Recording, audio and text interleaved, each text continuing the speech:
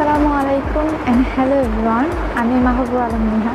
আজকে আমি তোমাদের টিনেজারদের জন্য একটা ঈদ মেকআপ টিউটোরিয়াল নিয়ে এসেছি এবং কি তোমরা এই মেকআপটি যে কোনো পার্টিতে গেলেও করতে পারবে। যেহেতু তোমরা টিনেজার, তাই আমি তোমাদের কথা মাথায় রেখে আমি আজকে কোনো ফাউন্ডেশন ইউজ করিনি, খুবই ইজি এবং সিম্পলভাবে এই মেকআপ টিউটোরিয়ালটা করেছি। আমার ভিডিওটি শেষ পর্যন্ত দেখবে অবশ্যই। আর আমার চ্যানেল এখনও যারা সাবস্ক্রাইব করনি, প্লিজ আমার চ্যানেলটা সাবস্ক্রাইব করে নিও এবং পাশে থাকা বেল আইকনে ক্লিক করে নিও। এই লুকটি তোমাদের কাছে কেমন লেগেছে আমাকে নিচে কমেন্ট করে জানাতে ভুলবে না। সো দেরি না করে চলো শুরু করি আমাদের আজকের লুকটি।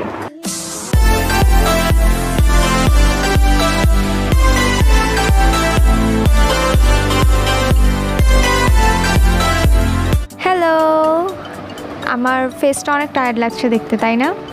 সো চলো এখন আমরা চলে যাই আমাদের বেস মেকআপে।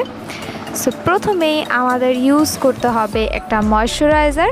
তোমরা তোমাদের পছন্দ মতো যে কোনো ধরনের ময়শ্চারাইজার ইউজ করতে পারো, বাট ইয়েস, অবশ্যই মেকআপ শুরুর আগে একটা ময়শ্চারাইজার মাস্ট ইউজ করবে।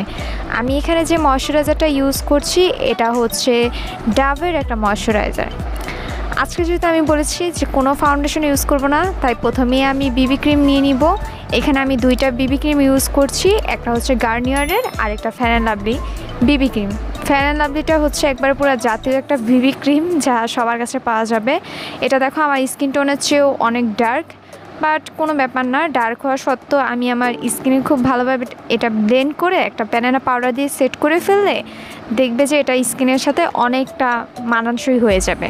ওকে, আমি স্পঞ্জের সাহায্যে ড্যাব করে একবার ব্লেন্ড না করে আমি আগে আমার পুরো ফেসটাতে দিয়ে নিচ্ছি, যাতে হচ্ছে একটু ভালো কভারেজ পাওয়া যায়। কারণ হচ্ছে বিবি ক্রিমের এমনিতেই কভারেজ অনেক হালকা হয়, একদম মানে বোঝাই যায় না, ন্যাচারাল টাইপ লুকের জন্য পারফেক্ট। আর যেহেতু আজকে আমি টিনেজারের একটা লুক করতেছি, তো টিনেজারের লুকগুলোর ক্ষেত্রে একবারে ন্যাচারালভাবে যে কোনো লুকই বেস্ট লাগে। সো পুরো ফেসে আমি দেওয়ার পর আমি এখানে একটা স্পঞ্জ দিয়ে ভালোভাবে ড্যাব করে বসিয়ে নিব। দেখতেই পাচ্ছ আমার ফেসে খুব সুন্দরভাবে সেট হয়ে গিয়েছে, বাট এখনও কিন্তু একটু গ্লসি ভাব আছে। তাই আমি এই ফেসটাকে সেট করার জন্য একটা লুজ পাউডার ইউজ করছি।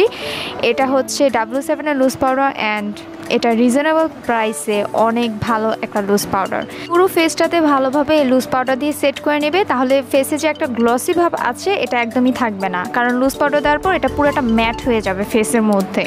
যারা অয়েলি স্কিনে আছো তারা একটু বেশি করে লুজ পাউডারটা অ্যাপ্লাই করতে পারো। এক্ষেত্রে আমি একটু কম্বিনেশন টু অয়েলি, তো আমার যে অয়েলি জায়গাগুলো সেগুলোতে আমি একটু বেশি করে লুজ পাউডারটা অ্যাপ্লাই করি। আর যদি মনে হয় যে ফেসে ভালোভাবে সেট হয়ে গিয়েছে, তারপর একটা ব্রাশ দিয়ে ভালো করে পুরো ফেসটাকে ঝেড়ে নেবে। অনেকে আছো যারা লুজ পাউডারের বদলে প্রেস পাউডার আর কম্প্যাক্ট পাউডারগুলো ইউজ করতে পছন্দ করো। সো আমি এখানে একটা প্রেস পাউডার ইউজ করে দেখাচ্ছি, সেই জায়গাগুলোতে আমি অ্যাপ্লাই করছি যেখানে আমার একটু বেশি অয়েলি হয়। নিজে যারা আছো ফেসটা এইভাবে সেট করলে কখনো অয়েলি হবে না। এরপর আমি একটা স্পুলি দিয়ে আমার ব্রটা ভালোভাবে ব্রাশ করে নিচ্ছি। তোমাদের যদি ব্র আর্ট করতে মন না চায় তাহলে না আর্ট করতে পারো, কোনো সমস্যা নেই। আমার এখানে একটু ব্রটা আর্ট করতে হয় কারণ একটু তেরা বেড়া আমার ব্রটা, দেখতেই পাচ্ছ, তাই আমি এখানে ব্রটা একটু আর্ট করে নিচ্ছি। তারপর আমি ইউজ করছি ব্লাশ। আমি কিন্তু আজকে কোনো কন্ট্যুরিং অর কোনো হেভি বেস কিচ্ছু করছি না, জাস্ট বিকজ আমি আজকের লুকটা শুধুমাত্র আমার টিনেজার আপুদের জন্য করছি। টিনেজার যারা আছো আজকের লুকটা তাদের জন্য, তারা একটু বেশি করে ব্লাশটা অ্যাপ্লাই করতে পারো। পার্সোনালি আর কি মনে হয় যে টিনেজারদের ব্লাশটা একটু ভালো মানায় অন্যান্য এজের মানুষদের থেকে। সো টিনেজাররা একটু বেশি করে ব্লাশটা অ্যাপ্লাই করবে, কারণ একটু পরেই কিন্তু এটা ফেড আউট হয়ে যায় অনেকটা। তাই ব্লাশটা ভালো মতো দিলে তাহলে একটু কিউটনেস চলে আসে ফেসের মধ্যে।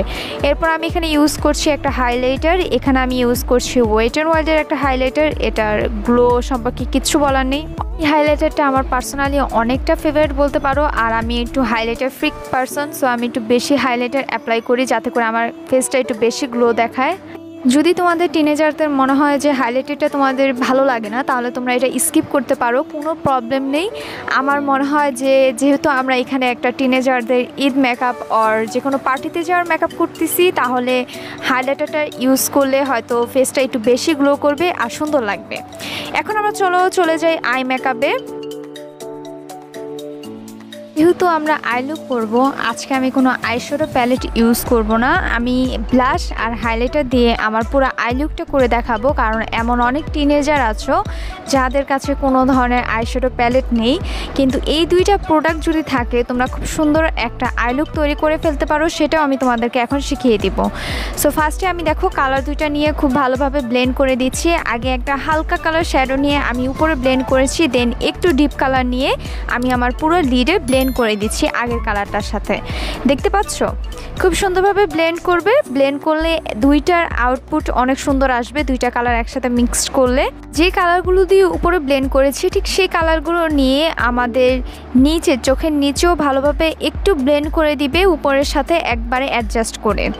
এবার আমি যে হাইলাইটারটা দিয়ে আমার ফুল ফেসে দিয়েছি ওই হাইলাইটারটা আমি ইউজ করে আমার আইলিডে কাট ক্রিজের মতন করে নিব। আমি এখানে কিন্তু কোনো আলাদাভাবে কনসিলার ইউজ করছি না, খুব সিম্পলভাবে টিনেজারদের যেভাবে করা যায়, সিম্পলিভাবে গর্জিয়াস যেটাকে বলে ঠিক সেইভাবে আমি তোমাদের শিখিয়ে দিচ্ছি। যে কোনো ধরনের শিমারি কালার বলো, হাইলাইটার বলো, যখন তুমি হাত দিয়ে সেটা অ্যাপ্লাই করবে ওইটার পিগমেন্টেশন একটু বেশি হবে।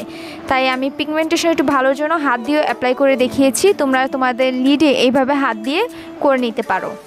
ব্রাশটা ইউজ আমি তোমাদেরকে দেখাচ্ছি, কারণ আমরা যেভাবে ব্রাশ দিয়ে কাট ক্রিজটা করে নিই কনসিলার আলাদা ইউজ করে, এখানে আমি কোনো আলাদা কনসিলার কিছু ইউজ করব না।